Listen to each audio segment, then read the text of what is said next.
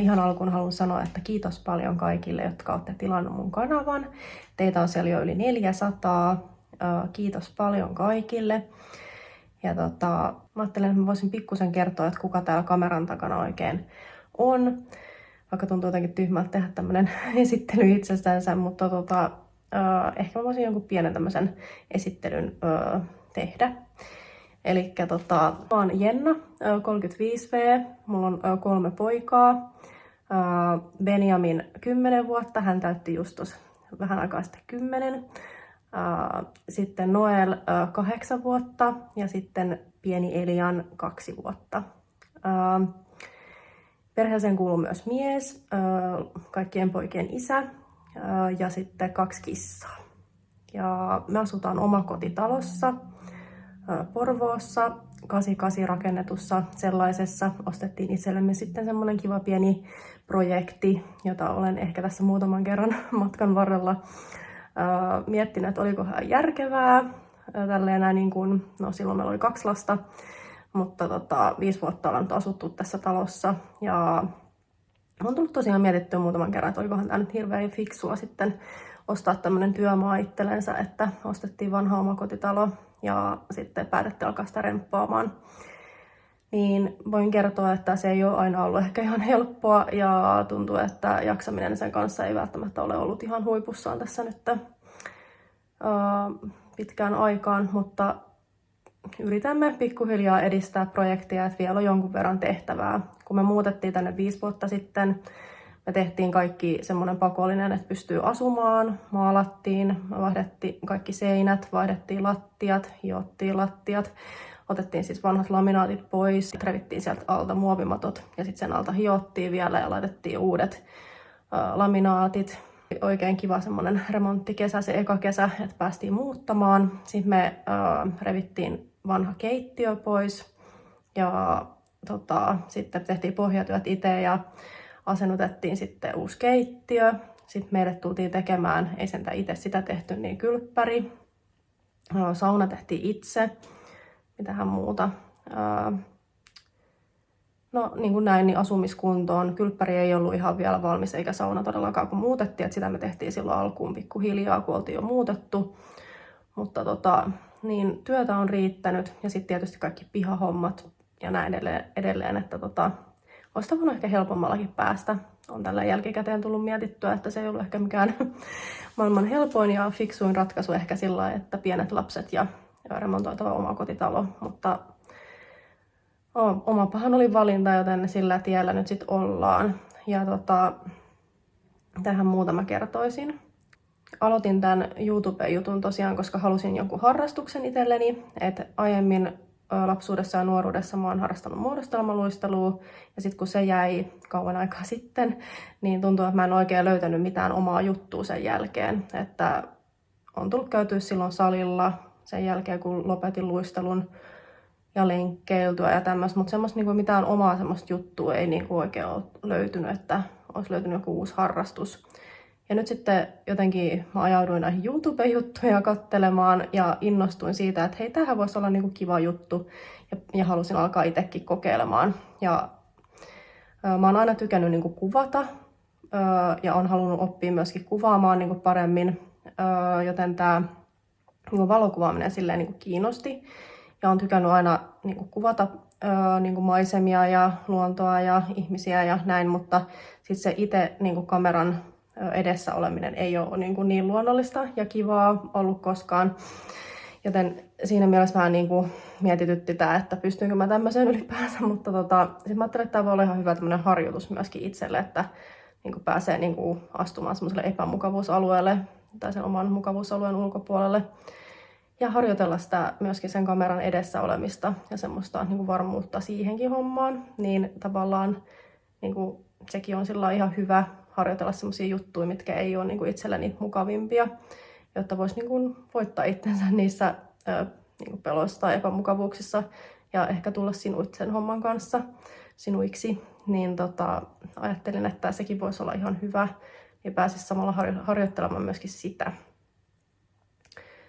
Ja halusin tosiaan itselleni jonkun oman jutun, että jotenkin sitä rupesi kaipaamaan tässä näin, että olisi jotain omaa juttua niin kuin tämän lapsiperheen ja kodinhoidon ja muun niin kuin lisäksi.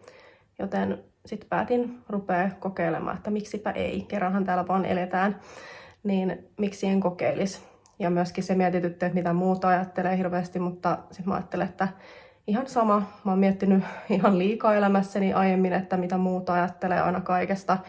Ja voin kertoa, että se ei ole ehkä se järkevin niin kuin asia, mitä tehdä, koska jos sä mietit, mitä muut ajattelee sun tekemisistä, niin yleensä sä et ole välttämättä sitten itse loppupeleissä sit tyytyväinen niihin valintoihin, mitä sä teet. Ja itsehän sä sun elämää elät, joten jos sä teet muiden mielipiteen mukaan sun valinnat, niin ainakaan mulla siinä ei ole aiemmin käynyt hyvin. Sitten mä oon tehnyt sellaisia valintoja, jotka ei ole niinku ollut itselleni hyviä ja tukenut sitä omaa jaksamista tai omaa niinku elämää silleen, miten mä olisin halunnut, mun elämä menee.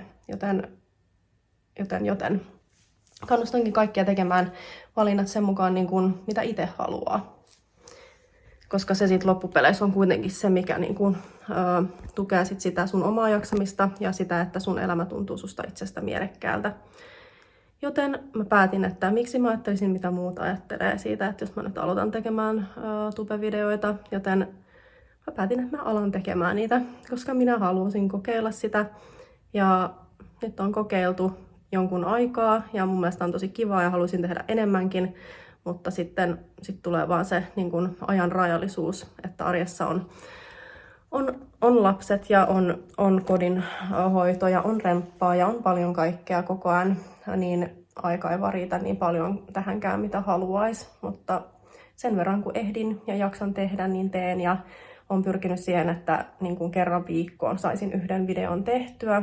Ja välillä on onnistunut tekemään enemmän, välillä on tullut vähän pidempi tauko, kun on ollut jotain muuta elämässä niin paljon, mutta semmoinen kerran viikkoon ja haluaisin pyrkiä siihen, että saan tehty useamminkin, mutta ainakin yritän siihen, että kerran viikkoon tulisi aina video. Ja joo, mitä muuta mä voisin kertoa?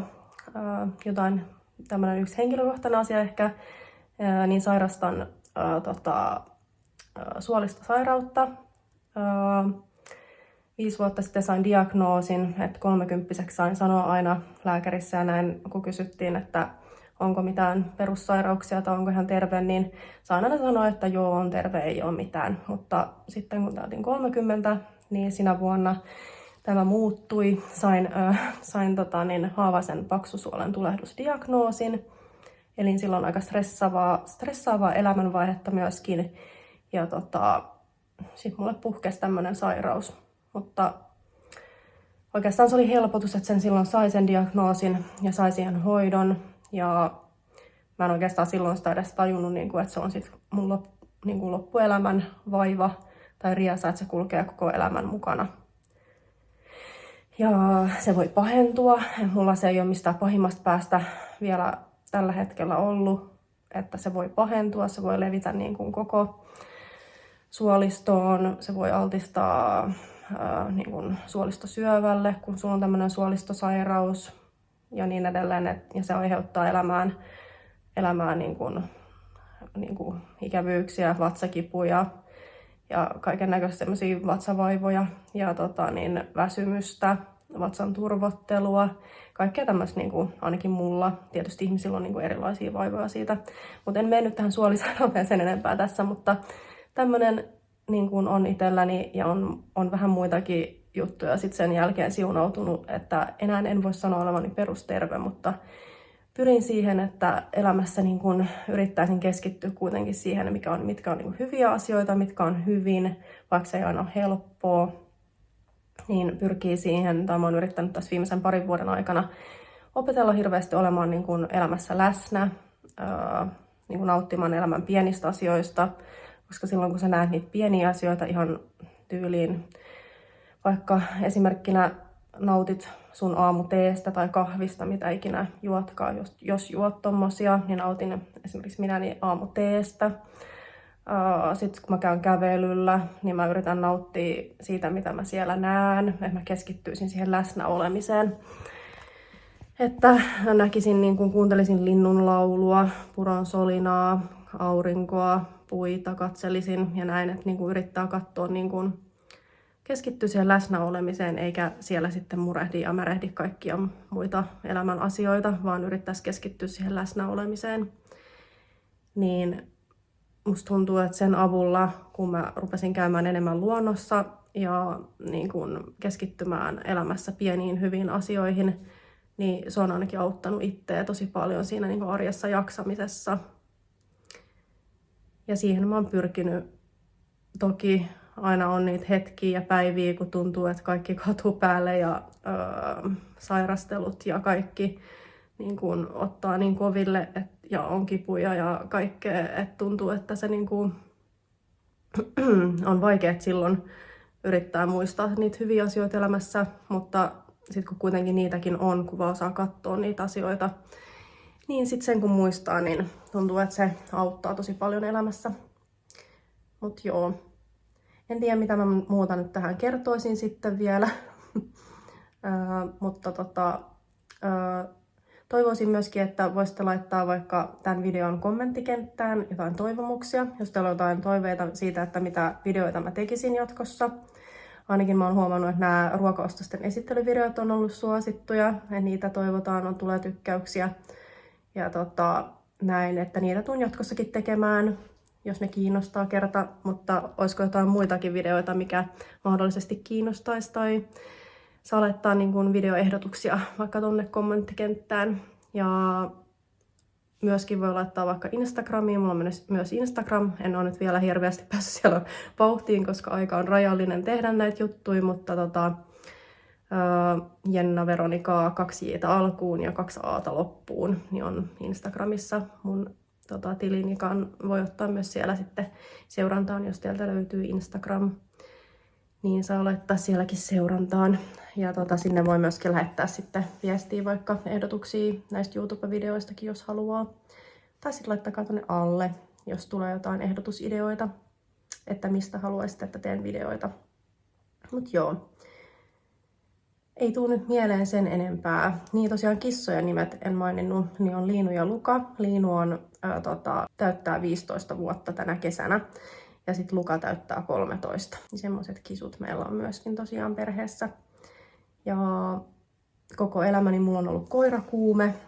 Mä oon aina halunnut pienestä pitäen koiran, mutta sellaista nyt ei vielä toistaiseksi ole tullut. Ja tässä elämäntilanteessa tuntuu, että se on ehkä vähän liikaa. Että niin tällä hetkellä tuntuu, että lapset ja talon remppa ja muu riittää. Että ehkä sitten jossain vaiheessa, kun lapset on isompia ja näin, niin sitten mahdollisesti voisi olla aika koiranpennulle.